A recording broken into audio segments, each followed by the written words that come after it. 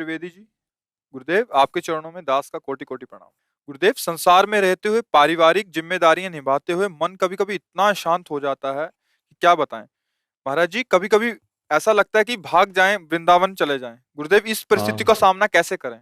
हाँ, लगता है ऐसा, क्योंकि बात कह देना सरल है, उसका निर्वाह करना बहुत कठिन है। परिवार की बहुत तरह की आवश्यकताएं होती, बहुत मांगे होती हैं, बहुत तरह की व्यवधान व्यवस्था। अगर उसमें भजन कर ले गए तब तो भगवत प्राप्ति बहुत सहज है। अच्छा, आप वृंदावन भाग के आओगे तो समस्या रहित है क्या? यहाँ यहाँ भी समस्या है। आप सोचो, कहाँ भाग के जाओगे? जहां जाओगे हमें वो स्थान बताओ जहां समस्या ना हो। माया के द्वारा रचित जितने भी सब स्थान हैं, अभी आप चिदानंद वृंदावन को थोड़ी देख पाए हैं, नहीं तो समस्या ही नहीं कोई। अभी आप जो देख रहे हैं मायाकृत रूप है, मायाकृत रूप है, ये चिदानंद रूप नहीं है। इसी में है, जैसे यही हमारा दो स्वरूप है कि ये रूप देख रहे हो पांच भौतिक मायाकृत, और जो दिखाई नहीं दे रहा वो चिदानंद रूप यही है, पर उसके लिए नेत्र नहीं। वो जब नेत्र आएंगे तो इस दृश्य का महत्व नहीं रह जाएगा। तो भाग कर कहीं भी जाओ तो माया गुणों से परा हुआ भरा हुआ पूरा संसार है। तो भाई समस्या तो ये बात है कि कहीं भी समस्या रहित नहीं। अगर आप वही समस्या रहित हो गए तो कहीं भी समस्या नहीं है। तो हमें लगता है वहीं डट के लड़ो और विजय प्राप्त करो। जैसे भगवान ने जिसके लिए जो कर्म विधान कर दिया है वो भोगेगा। आप उसका सहयोग करो। आपके पास अर्थ, शरीर, सेवा जो भी जितना है उतने में करो, फिर निरपेक्ष अंदर से होना सीख लो। भगवान जाने हमें जितना बल दिया, जितना सहयोग दिया हम कर दिए, अब आगे भगवान जाने। पर इतनी हिम्मत होनी चाहिए तभी बात बनेगी। नरसिंह मेहता जी के लड़के के ब्याह की बात आई तो उनका देखो, हमारे पास तो कुछ है नहीं गिरधर के सिवा, प्रभु के सिवा, ठाकुर के सिवा। तो उनका इसीलिए हम ब्याह कर रहे हैं कि आपको ठाकुर जी बहुत प्यार करते हैं। आप ठाकुर जी, वो तो स्वयं पिता होकर के नहीं ब्याह, कौन ये सब प्रपंच नहीं। वाह भाई, हम तो गरीब हैं, देख रहे हो आप हमारे क्या मंजीरा और ठाकुर जी हो। तुम तो बहुत बड़े घर के हो, तो अपनी बेटी का कहीं बड़े घर। बोले आपसे बड़ा कोई नहीं है, जो ठाकुर जी का जन्म वही हमारे लिए बड़ा है। वो पीछे पड़ करके ब्याह तय कर दिए। उनका हम ब्याह वगैरह में नहीं जाएंगे, हम अपने ठाकुर जी की सेवा नहीं छोड़ सकते। तो ठाकुर जी पे प्रकट होके कहा करेंगे हम सब, केवल तुम साफा बांध के समधी बन करके छाती से छाती में, ये भी नहीं होगा हमसे। सारा का सारा ब्याह ठाकुर जी ने। जब हम भार अपने ऊपर ले लेते हैं ना तो ठाकुर जी निश्चिंत हो जाते हैं। अगर ठाकुर जी के ऊपर भार दे दो तो वो सब देख लेंगे। ज्यादा चिंता भी मत करो, तुम्हारे चिंता करने से कुछ होगा नहीं, चिंतन करने से होगा। राधा नाम के धनी बनो, खूब नाम जप करो। जो प्रभु कर रहे हैं उसे देखते रहो, जो करवा रहे हैं उसे देखते रहो। ये माया प्रपंच है, इसको इसी तरह से जीत सकते हो। दशरथ जी तड़प के प्राण त्याग रहे। सुबह राज्याभिषेक था राम जी का और 14 वर्ष का वनवास। उनकी कामना ये थोड़ी थी कि राम जी वनवास जाए। राम जैसा पुत्र राजगद्दी पर बैठे और ये जब मैं देखूं तुम कृतकृत्य हो जाऊंगा। प्रसन्न थे, पूरी अयोध्या में धूम मची हुई थी, कल राम राजा बनेंगे। और कल की जो सुबह आई वो ऐसी घोर प्रातःकालीन बेला हुई कि सांप के प्राण निकल रहे थे कि भगवान श्री राम 14 वर्ष के लिए विशेष उदासी भेष में, जो आज पालकी पे 4 कदम चलते हैं, राजकुमार हैं दशरथ जी, चक्रवर्ती सम्राट, वो नंगे पैर वनवास। सोचो, जिनकी मां है कौशल्या जी, उनका सुहाग उतर रहा है, वैधव्य को प्राप्त हो रहे हैं। भाई यहां सृष्टि का क्रम ही ऐसा है। तो नाम जप करते रहो, जैसा हो रहा है उसे देखते रहो, जितना वो संभलवा रहे संभालते रहो, प्रभु के भरोसे रहो। तो हमें लगता है फिर आप निकल सकते हो। नहीं तो प्रायः ये ऐसा झंझट है माया का कि बड़े बड़ों को फंसा करके भगवत विस्मरण करा ही देता है, भगवत विस्मरण करा देता है। इसीलिए गोपीजनों की महिमा है कि सब परिवार में रहते हुए भी एक क्षण के लिए भी श्री कृष्ण चिंतन नहीं छोड़ा। वैसे ही सेवा करती थी जैसे एक सदगृहिणी करती है। तभी परमहंस सुखदेव जी, उद्धव आदि ज्ञानी उनकी चरण धूलि माथे कि गृहस्थी में रहकर परिवार की सेवा करते हुए श्री कृष्ण प्रेम में मतवाला हो जाना, ये बड़ी दुर्लभ बात है। तो भागने की जरूरत नहीं, जहां हो वहीं हर समय नाम जपना और ये विचार रखना कि होगा वही जो प्रभु जी चाहते हैं। आप प्रयास कर रहे हो, ठीक है। अगर वो भूखा रखना चाहते हैं तो आप राजी रहो, जोई जोई प्यारो करे सोई में। आज प्रभु भूखे रखें, बड़ा मंगल है। आप चाहते हैं कि ऐसा हो जाए, ऐसा नहीं हो रहा, तो हाँ, जैसा आप चाहते हो वैसा हो जाए प्रभु।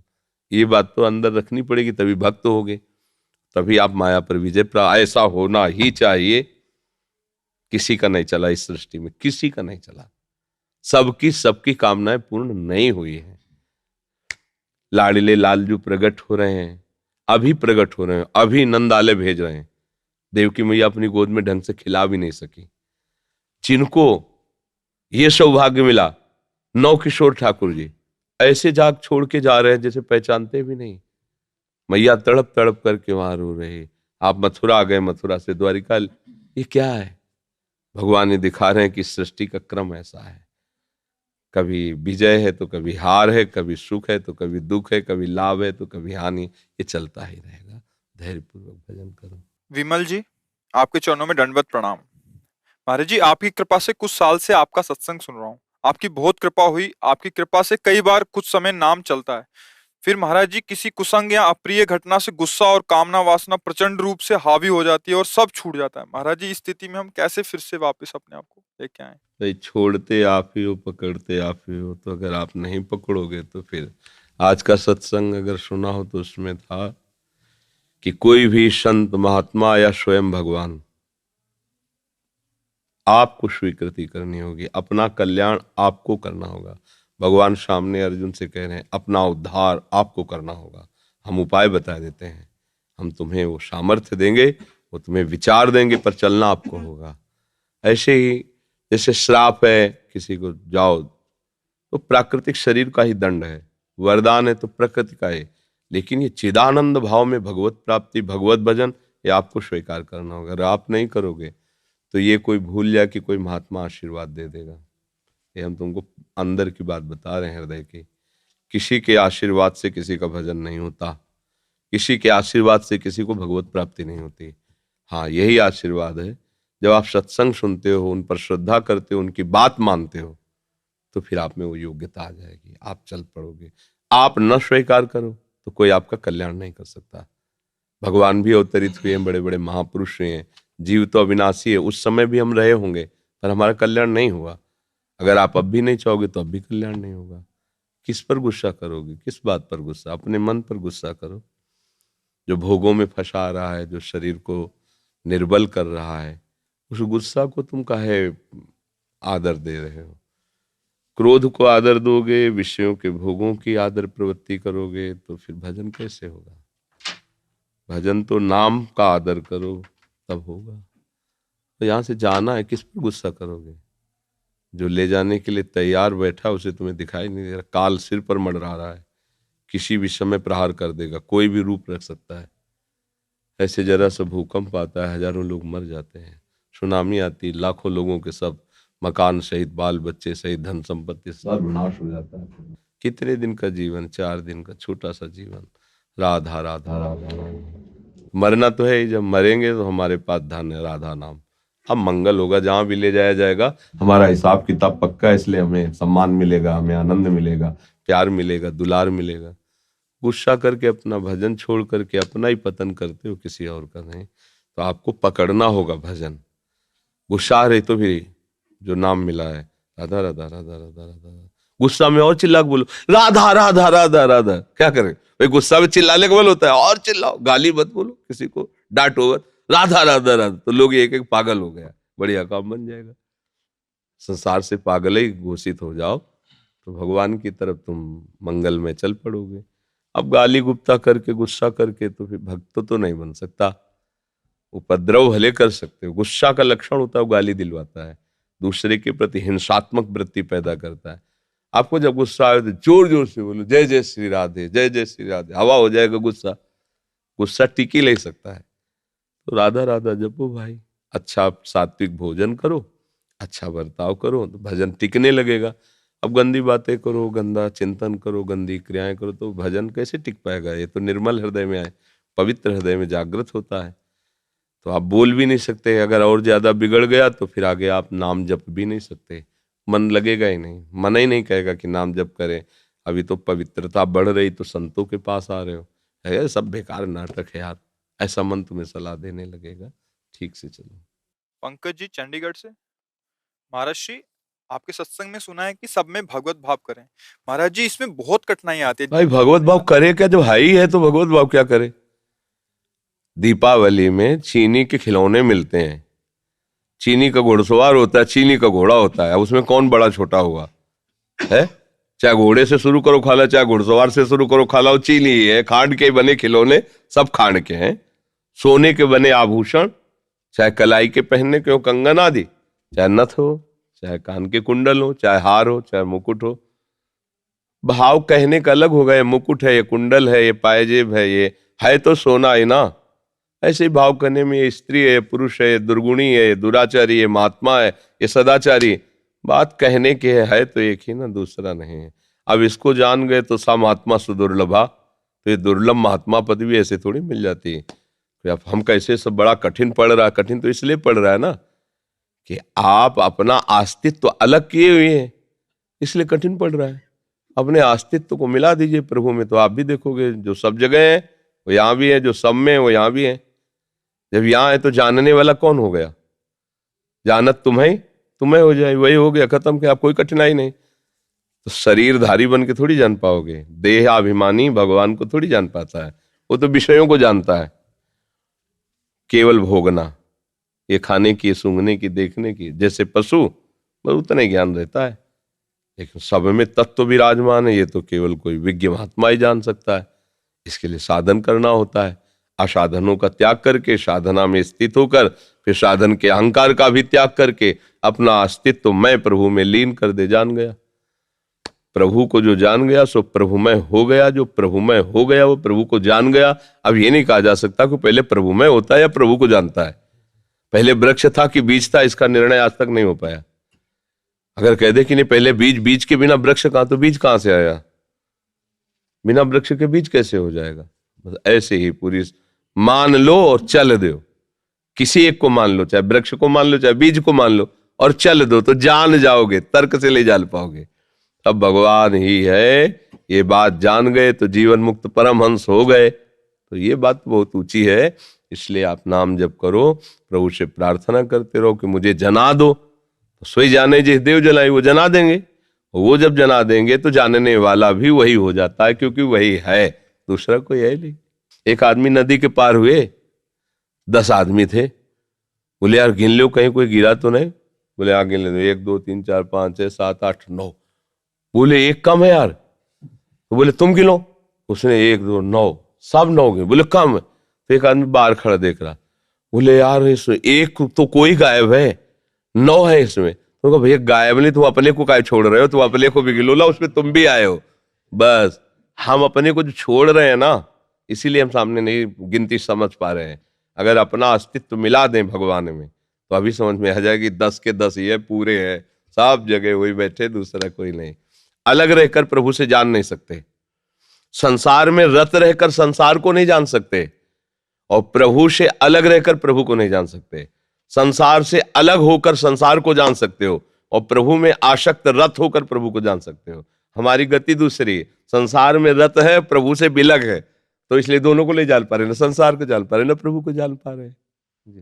डॉक्टर मनमोहन शरण जी। राधा वल्लभ श्री हरिवंश। महाराज जी आपके चरणों में कोटि कोटि नमन। महाराज श्री, नवदा भक्ति, प्रेमा भक्ति और पराभक्ति में क्या अंतर है, विशेषता प्रेमा भक्ति और पराभक्ति में? नवदा भक्ति तो सब जानते हैं, श्रवण कीर्तन स्मरण विष्णु पादर्चनम बंदनम दास्यम सख्यात्म निवेदनम। ये जो प्रेम लक्षणा भक्ति होती है, ये क्रियात्मिका भक्ति नहीं है। क्रियात्मिका ये नवधा तक रहती है। नवधा भक्ति में 8 जो भक्तियां हैं वो नवीं भक्ति के अंग हैं। नवीं भक्ति पूर्ण भक्ति है, समर्पण, आत्मसमर्पण। जहां जीव ने आत्मसमर्पण किया तो अब उसका काम खत्म हो गया, अब इष्ट की तरफ से कार्य प्रारंभ होता है। पाई रस भक्ति गूढ़ जुग जुग जग दुर्लभ भव इंद्राद विधिम, आगम अरु निगम पुराण अगोचर सहज माधुरी रूप निधिम, अनभय आनंद कंद निज संपत्ति गुप्त सुरीति प्रगट करनम, जय जग उद्युत व्यास कुल दीपक श्री हरिवंश चरण शरणम। श्री लाडली लाल के रस में डूबे हुए आचार्य गुरुजन कृपा करके जब देखते हैं कि आत्मसमर्पण इसका पूरा हो गया, तो फिर प्रेम लक्षणा भक्ति प्रदान करते हैं। ये साधक की साधना या गुण साधन ते नहीं, साधना यहां तक थी, आत्मसमर्पण तक। अब जो भक्ति हुई उसे जो प्रेम लक्षणा भक्ति है उसी को पराभक्ति कहा गया है। जैसे श्री हरिवंश महाप्रभु की जब महिमा का वर्णन करते हैं सेवक जी, तो कहते विद्या हरिवंश मंत्र चतुर अक्षर जपत सिद्धि भव उद्धरणम। और जब किशोरी जी की महिमा का वर्णन हित सजनी जी करती हैं तो कहती परा द्वेक्षरा, परा विद्या द्वेक्षरा राधा। ये जो दो अक्षर है ये परा विद्या है। तो राधा प्रेम सुधा रसाशो है, राधा नाम सुधा रसम, अर्थात प्रेम ही पराभक्ति है और प्रेम ही प्रेम भक्ति है। उसके शब्दों को केवल कहने की बात है। अगर हम उसे केवल पराभक्ति कह के जब व्याख्या करेंगे तो ज्ञान मिश्रित कर देंगे, और जब केवल प्रेम भक्ति करके व्याख्या करेंगे तो ज्ञान के आगे की बात होगी। जैसे हम पराभक्ति शब्द का उच्चारण करके फिर व्याख्या करें तो होगी ब्रह्मभूता प्रसन्नात्मा न शोचति न कांक्षति समा सर्वेषु भूतेषु मद भक्तिम लभते पराम। मेरी पराभक्ति का ये लाभ होगा कि वो ब्रह्मानुभूति से छक जाएगा, ना कुछ सोचना है ना कुछ चाहना है, न सोचत न कांक्षत, अखंड प्रसन्नता उसके हृदय में होगी, पराभक्ति जागृत हुई। इसके बिल्कुल ये प्रेम का ही स्वरूप है। जो आत्मरति है वही कृष्ण रति है। जो इस कोटि से आत्मरत में स्थित ब्रह्मभूता शब्द आया इसमें, तो इसलिए आत्मरति कही जाएगी। उसकी ऐसी स्थिति हो जाती है, ना कुछ सोचना ना कोई चाहना। तो पराभक्ति में ज्ञान का भी चरम अवस्था का स्वरूप आ जाएगा और प्रेम का भी। पर प्रेम भक्ति जब हम बात करेंगे तो उसको बिल्कुल ऐसे कर देंगे। और फिर इधर प्रभु की विविध रसमयी जो लीला है, उस लीला के चिंतन में, लीला पात्र बनकर लीला की सेवा में, ये प्रेम लक्षणा भक्ति का अंतिम स्वरूप जो आता है वो भावदेह होता है। भावदेह के द्वारा अपने आराध्य देव के समीप रहकर छिन छिन उनकी सेवा में, उनकी मुस्कुराहट में अपने समर्पित प्राणों को बार बार बलिहार करते रहते हैं प्रेमी जन। तो ये भाव आता है। समझ में है आपको जी? जी कुछ इनका है कि राधा नाम और श्री राधा नाम में तत्वता और माधुर्य में क्या अंतर है? यहाँ श्री राधा में श्री से क्या प्रयोजन है, तात्पर्य? देखो, हमारी श्री जी सब रूपों में विराजमान है यहाँ ब्रज में। जब हम श्री शब्द केवल अन्यत्र लगाएंगे तो वो वैभव संपन्न होगा, क्योंकि श्रीश्यते लक्ष्मी च पत्न्या बहुरात्रे, तो वो श्री शब्द वैभव से होगा। लेकिन यहां जो श्री शब्द है वो प्रेम स्वरूपा लाडली जी से संबंधित है। यहां हमारी श्री जी, वहां श्री वैभव से संबंध, जो सर्वत्र श्री लगता है वो श्रीश्यते पत्नी च लक्ष्म्या, वो ईश्वर जो हरि रूप नारायण रूप उनकी जो पत्नी के रूप में विराजमान है लक्ष्मी जी, वहां श्री की बात है।